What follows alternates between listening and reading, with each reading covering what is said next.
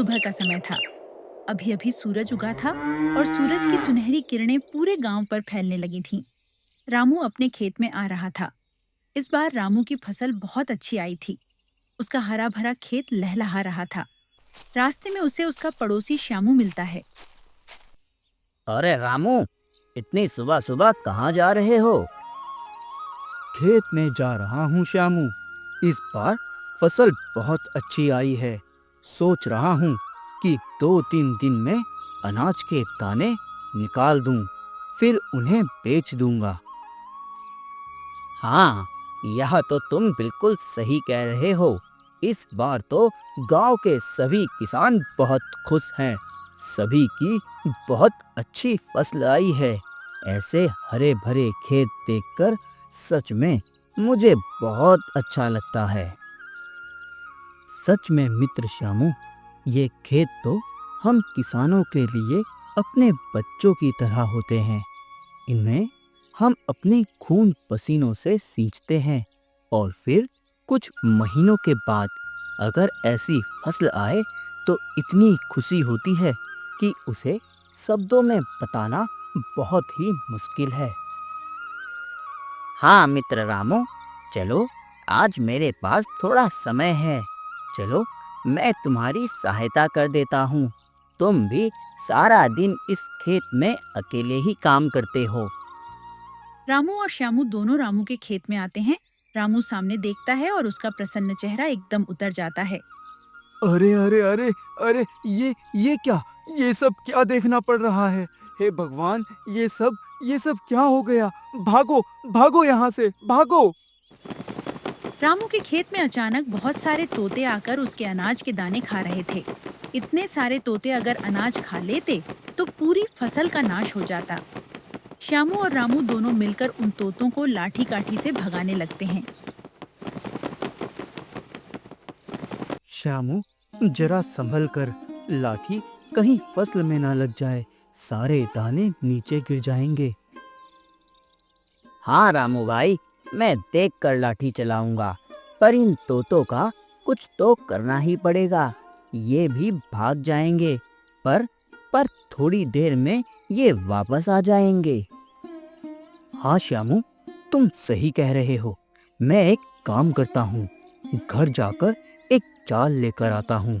उस जाल को इस खेत में फैला दूंगा। फिर तोते फसल खाने आएंगे और उस जाल में फंस जाएंगे। हाँ, ये तो तुमने बिल्कुल सही कहा रामू। जाओ, जल्दी जाओ। मैं यहीं रुकता हूँ। यहाँ तोतों पर नजर रखूंगा। तुम जल्दी से जाल लेकर आ जाओ। रामू जाल लेने घर जाता है। श्यामू वहीं बैठकर तोतों को भगाने लगता है। कुछ देर के बाद रामू जाल लेकर आता है और उसे खेत में बिछा देता है। चलो, अब तोते आ भी गए तो इस जाल में फंस जाएंगे। हाँ, अब हमें इन तोतों पर नजर रखने की कोई आवश्यकता नहीं है। चलो हम घर चलते हैं और कुछ और काम देखते हैं। रामू और श्यामू दोनों दूसरे काम करने चले जाते हैं। हा, हा, हा, आज तो अच्छा मजा चखा दिया उन तोतों को। अब फंसे होंगे जाल में। अभी जाकर देखता हूँ।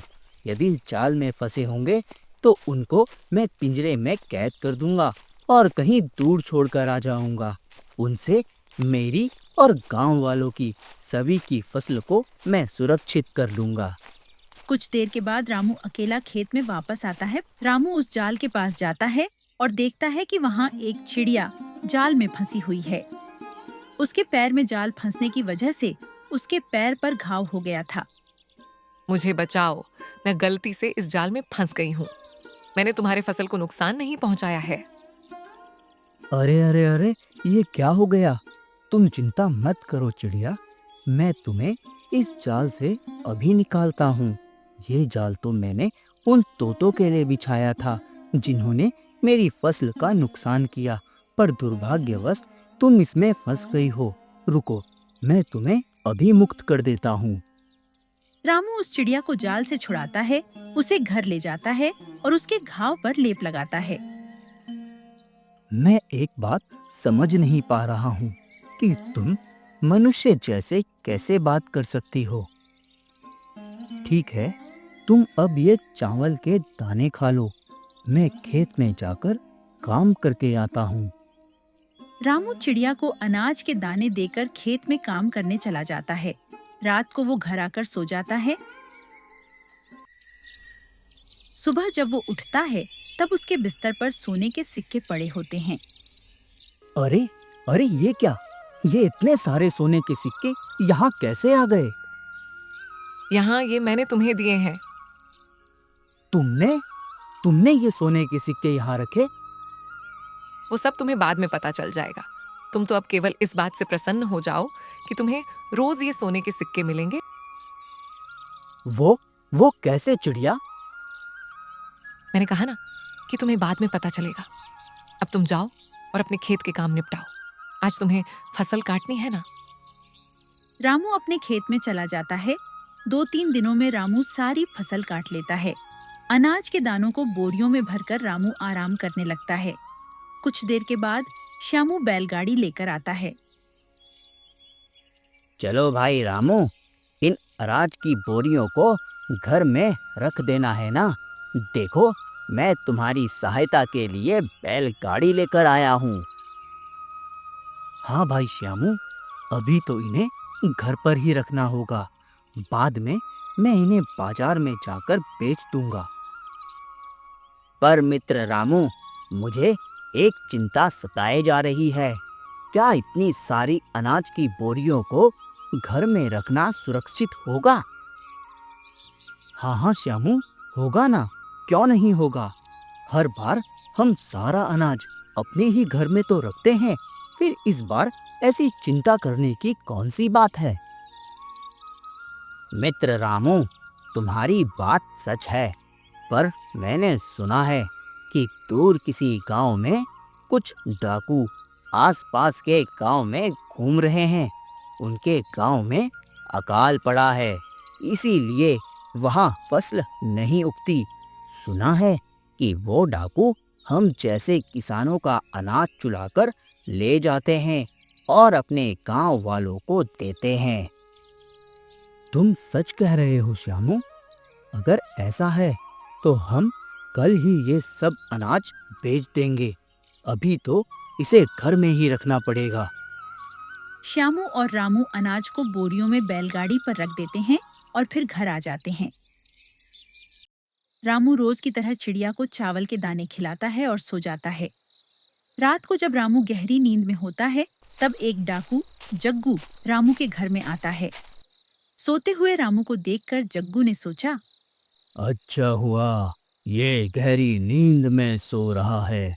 अब इन बोरियों को चुरा कर ले जाने में मुझे आसानी होगी।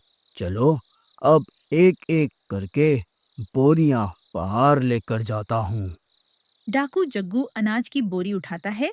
तभी चिड़िया उसकी आवाज से बाहर आती है। अरे, ये चिड़िया कहाँ से आ गई? हाँ, लगता है इसने इस चिड़िया को पाला होगा। चलो, ये मेरा क्या ही बिगाड़ लेगी। इस चिड़िया से मुझे क्या ही खतरा है। मैं अपनी बोरियां उठाकर बाहर चलता हूँ। डाकू जग्गू उस बोरी को उठाने लगता है। तभी चिड़िया जोर जोर से चिल्लाने लगती है। रामू उठो, वो देखो, डाकू अनाज चुरा कर जा रहा है। रामू उठो, जल्दी। चिड़िया को इतनी जोर से चिल्लाते हुए देख डाकू जग्गू हक्का बक्का रह जाता है। तभी रामू चिड़िया की आवाज सुनकर बाहर आता है। वो डाकू को देखता है। अरे, अरे ये क्या? डाकू आ गया? अच्छा, तो तुम्हें पता ही था कि मेरे पास अनाज है। रुको, अभी तुम्हें मजा चखाता हूँ। रामू वहीं रखी छड़ी उठाता है और डाकू को मारने आगे आता है।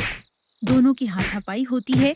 तब डाकू अपनी कमर से बांधा हुआ चाकू निकालता है और रामू पर वार करने ही वाला होता है कि तभी चिड़िया डाकू के पास आकर उसकी आंखों में अपने चोंच से मारने लगती है। अचानक अपनी आंखों पर वार होने से डाकू को कुछ समझ नहीं आता और वो भाग जाता है। अच्छा हुआ मेरी प्यारी चिड़िया, तुमने मुझे पुकारा। आज तुम नहीं होती तो ये डाकू मेरा सारा अनाज चुरा कर ले जाता। मेरे होते हुए तुम्हें कभी कोई नुकसान नहीं हो सकता। तुम कल ही जाकर सारा अनाज बेच कर आओ। अगले दिन रामू श्यामू के साथ जाता है और सारा अनाज बेच कर आता है। उसे बहुत सारे पैसे मिलते हैं। चिड़िया भी रोज रामू को सोने के सिक्के देती थी। इस वजह से रामू जल्दी ही धनवान बन जाता है। रामू अब अपना घर तुड़वाकर वहाँ बड़ा घर बनवा लेता है। एक रात वो डाकू जग्गू छुपके से रामू के नए घर को देखता है और सोचता है, अरे वाह, लगता है ये बहुत ज्यादा धनवान बन गया है। उस दिन मैं अनाज चुराने आया था तो इसने मुझे चुराने नहीं दिया। अब तो इसके घर में ही चोरी करूंगा, लेकिन पहले ये पता करना पड़ेगा कि ये इतना धनवान बन कैसे गया है। अनाज की बोरी को बेचकर तो इसके पास इतने पैसे नहीं आए होंगे। मुझे इस पर नजर रखनी होगी। डाकू जग्गू रामू पर नजर रखने लगता है।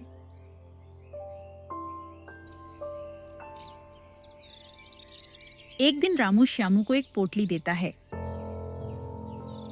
ये लो श्यामू। मित्र रामू, ये क्या है? श्यामू पोटली खोलकर देखता है तो उसके अंदर सोने के सिक्के होते हैं। अरे ये तो सोने के सिक्के हैं। लेकिन ये तुम्हारे पास कहाँ से आए और तुम इन्हें मुझे क्यों दे रहे हो मित्र? अरे भाई श्यामू, मेरे पास जो चिड़िया है ना, वो मुझे हर रोज सोने के सिक्के देती है। दिन भर में वो जितने भी चावल के दाने खाती है, सुबह मेरे बिस्तर में उतने सोने के सिक्के रखे हुए होते हैं। क्या? ये तुम क्या बोल रहे हो? ये कैसे संभव है? पता नहीं श्यामू, पर उस चिड़िया ने मुझे बचाया था। वो चिड़िया सामान्य नहीं है, वो तो हमारी भाषा में बात भी करती है। क्या? ऐसी रहस्यमयी चिड़िया तो मैंने पहले कभी नहीं सुनी। पर तुम ये सिक्के मुझे क्यों दे रहे हो रामू? तुमने आज तक मेरी बहुत सहायता की है श्यामू।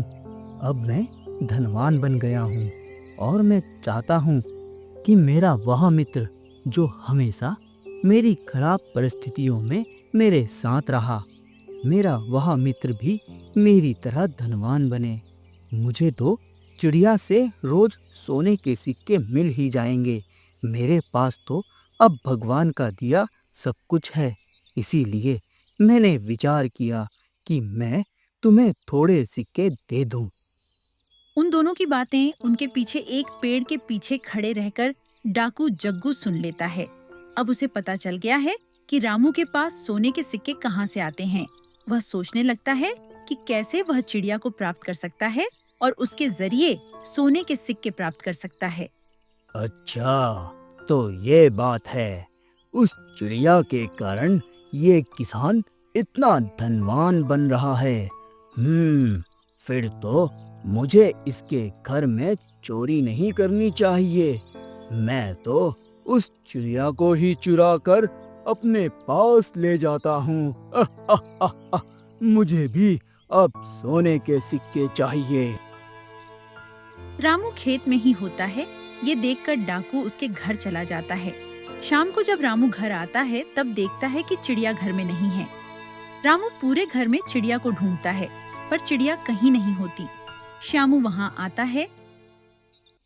अरे रामू, क्या ढूंढ रहे हो? मेरी चिड़िया, मैं घर में सब जगह ढूंढ लिया, लेकिन मुझे मेरी चिड़िया कहीं नहीं मिल रही है।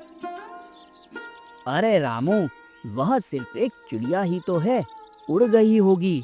तुम कब तक उसे ऐसे घर में ढूंढते रहोगे? तुम उसके बारे में ज्यादा मत सोचो। नहीं, मुझे नहीं लगता कि वो चिड़िया उड़कर कहीं गई होगी। यदि उसे जाना ही होता तो वह पहले ही चली जाती। मैं देखता हूँ कि वह कहाँ गई है। अरे ओ चिड़िया, इतने दिनों से तो तुम उस किसान के पास ही थी। तुमने उसे धनवान बना दिया। अब मुझे भी धनवान बना दो। मुझे पता है कि तुम उसे रोज सोने के सिक्के देती हो। तुम मुझे भी सोने के सिक्के दो, फिर मैं तुम्हें छोड़ दूंगा। तुम जल्दी से मुझे धनवान बना दो। मैं तुम्हें सोने के सिक्के नहीं दे सकती, वो सिर्फ रामू के लिए है। सुनो चिड़िया, तुम्हें मुझे सोने के सिक्के देने ही पड़ेंगे, नहीं तो मैं तुम्हें मार दूंगा। अभी मेरी मृत्यु का समय नहीं आया है मूर्ख। मेरे जीवन में अभी कुछ काम अधूरे हैं जिन्हें पूर्ण किए बिना मैं अपने देह का त्याग नहीं करूंगी। अगर तुमने मेरी बात नहीं मानी तो मैं तुम्हें यहीं कैद करके रखूंगा और तुम्हें भूखा प्यासा मार दूंगा। ऐसा कहकर डाकू अपना चाकू उठाकर चिड़िया को मारने जाता है। तभी रामू पीछे से आकर उसका हाथ पकड़ लेता है। उस दिन तू अनाज चोरी करने के लिए आया था, वो नहीं कर पाया तो अब मेरी चिड़िया को ही चुरा लिया। अब तुम्हें मैं नहीं छोड़ूंगा। रामू और डाकू में फिर से हाथापाई होने लगती है। इस बार डाकू रामू पर चाकू चलाने में सफल हो जाता है। रामू के हाथ पर चाकू से घाव हो जाता है और उसके शरीर से खून बहने लगता है। उसके खून की कुछ छींटें चिड़िया के शरीर पर गिरती हैं और वहां अचानक रंग बिरंगी किरणें उत्पन्न होने लगती हैं। उन किरणों के साथ ही चिड़िया गायब हो जाती है। एक सुंदर राजकुमारी वहां पर प्रकट हो जाती है। कितनी सुंदर राजकुमारी है। राजकुमारी, आप मुझे बहुत प्रिय हैं। आप मुझसे विवाह कर लीजिए। मूर्ख डाकू, मैं कभी विवाह नहीं कर सकती। मैं पहले से ही विवाहित हूँ और इतने दिनों से मेरे पति के साथ ही रह रही थी। इतने दिनों से तुम मेरे साथ रह रही थी? इसका अर्थ है कि मैं तुम्हारा पति हूँ और तुम अचानक चिड़िया से राजकुमारी कैसे बन गई? यह क्या रहस्य है तुम्हारा? अरे मूर्ख किसान, ये तेरे लिए नहीं, मेरे लिए इस धरती पर आई है। नहीं, मैं रामू की पत्नी हूँ और उसके साथ ही रहूंगी। पूरा एक जन्म मैं उसके साथ रहने की प्रतीक्षा कर रही थी। अब हम दोनों को एक दूसरे से अलग कोई नहीं कर सकता। राजकुमारी, मैं तुम दोनों को एक नहीं होने दूंगा। मैं तुम्हें प्राप्त करके ही रहूंगा, फिर चाहे मुझे किसान की हत्या ही क्यों ना करनी पड़े। नहीं, तुम रामू की हत्या मत करना। मैं तुम्हारे साथ आने के लिए तैयार हूँ। ये तुम क्या कह रही हो राजकुमारी? तुम इसके साथ कैसे जा सकती हो? मूर्ख किसान, उसने कहा ना कि वो मेरे साथ आ रही है। उसे अब मैं पसंद आ गया हूँ। तू यहाँ से चुपचाप चला जा, नहीं तो मैं तेरी हत्या कर दूंगा। डाकू रामू से बात करने लगता है। इसी अवसर का फायदा उठाकर राजकुमारी वहीं पड़ा हुआ चाकू उठाती है और डाकू की हत्या कर देती है। फिर राजकुमारी रामू के पास आती है और कहती है, इस दुष्ट डाकू को बातों में उलझाने के लिए मैंने ऐसा कहा था उसे। तुम्हारा और मेरा संबंध पिछले जन्म से है। तुम ये सब क्या कर रही हो? राजकुमारी, मेरी कुछ समझ में नहीं आ रहा है कि यह सब क्या हो रहा है। मैं तुम्हें सब विस्तार से समझाती हूँ। पिछले जन्म में तुम एक राजकुमार थे और मैं एक राजकुमारी थी। हम दोनों का विवाह होकर कुछ ही दिन हुए थे। एक बार हम दोनों वन में घूम रहे थे। सुनिए राजकुमार, मुझे भूख लगी है। आप मेरे लिए फल तोड़ कर लाइए ना। अवश्य राजकुमारी, मैं अभी आपके लिए कुछ लेकर आता हूँ। राजकुमार को एक आम का पेड़ दिखता है जिस पर बहुत सारे आम थे। उस पेड़ के पीछे एक साधु तपस्या करने बैठे हुए थे जो राजकुमार को दिख नहीं रहे थे। राजकुमार आम पर पत्थर मारने लगते हैं। आम तो नीचे नहीं गिरता, पर एक पत्थर पीछे तपस्या कर रहे साधु के सर पर जाकर गिरता है। उनके सर से खून बहने लगता है और उनकी तपस्या भंग हो जाती है। मूर्ख राजकुमार, मेरी तपस्या भंग कर दी। साधु की आवाज सुनकर राजकुमारी भी भागकर राजकुमार के पास आती है। क्या हुआ राजकुमार? राजकुमारी, मैं आपके लिए आम तोड़ने के लिए उस पेड़ पर पत्थर मार रहा था। एक पत्थर साधु बाबा को लग गया। मुझे नहीं पता था कि पेड़ के पीछे साधु बाबा बैठे हैं। मूर्ख व्यक्ति, तूने मेरी तपस्या भंग कर दी है, इसीलिए तुझे अब मेरे क्रोध का सामना करना पड़ेगा। नहीं साधु बाबा, इनकी कोई गलती नहीं है। मैंने ही उन्हें कहा था कि मेरे लिए फल तोड़ कर लाइए। नहीं राजकुमारी, तुम्हारे फल खाने की इच्छा से मेरे शरीर से रक्त बहा है और मेरी तपस्या भी भंग हो गई है। तुम्हारे प्रेम के लिए राजकुमार ने इस पेड़ पर पत्थर मारा है। मैं तुम्हें श्राप देता हूँ कि तुम दोनों का वियोग हो जाएगा। तुम एक चिड़िया बन जाओगी और कभी राजकुमार के साथ नहीं रह पाओगी। नहीं नहीं साधु बाबा, हमें इतना बड़ा श्राप मत दीजिए। हम दोनों एक दूसरे से बहुत प्रेम करते हैं। मैं आपसे क्षमा मांगती हूँ। कृपया अपने श्राप का समाधान कीजिए। साधु बाबा अपना क्रोध शांत करते हैं। ठीक है राजकुमारी, मैं दिया हुआ श्राप तो वापस नहीं ले सकता, इसीलिए तुम्हें चिड़िया का शरीर तो प्राप्त होकर ही रहेगा। राजकुमार अपने अगले जन्म में एक सामान्य किसान के रूप में जन्म लेगा और तभी तुम उससे मिल पाओगी। जब उनके रक्त के छींटे तुम्हारे शरीर पर पड़ेंगे, तब तुम अपने असली रूप में आ पाओगी। आज वो दिन आया है जब हम दोनों का फिर से एक बार हम एक हो गए हैं। मैं तुम्हारी पत्नी हूँ। फिर वो सोने के सिक्के वो तुम्हारे पास कहाँ से आए? मैं इतने वर्षों से चिड़िया बनी हूँ। पूरा एक जन्म बीत गया है। इतने वर्षों की मेरी चिड़िया बने रहने की इस तपस्या से मुझ में कुछ शक्तियां एकत्रित हो गई थीं। मैंने जब तुम्हें खेत में काम करते देखा था, तब मुझे बहुत दुख हुआ। पिछले जन्म का राजकुमार इस तरह से खेत में खून पसीना बहा रहा है। ये देखकर मैंने अपनी तपस्या के फल से वो सिक्के उत्पन्न किए और तुम्हें दे दिए, ताकि तुम सुखपूर्वक जीवन व्यतीत कर सको। तुम्हें मिलने के बाद इतने दिनों तक मैं इसी दिन की प्रतीक्षा कर रही थी कि कब वास्तविक रूप में आऊं और तुमसे मिल।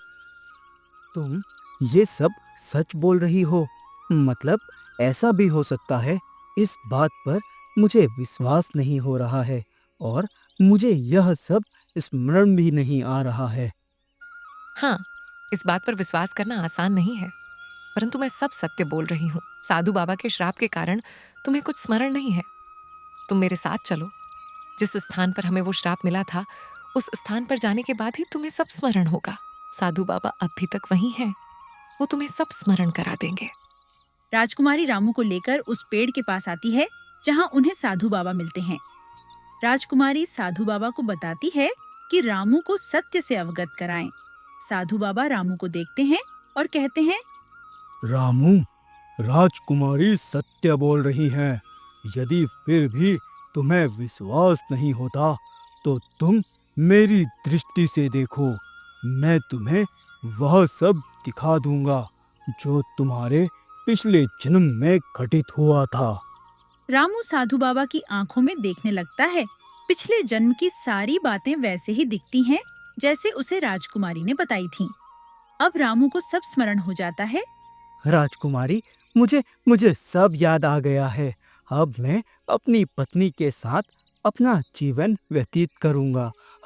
हमें आशीर्वाद दीजिए बाबा।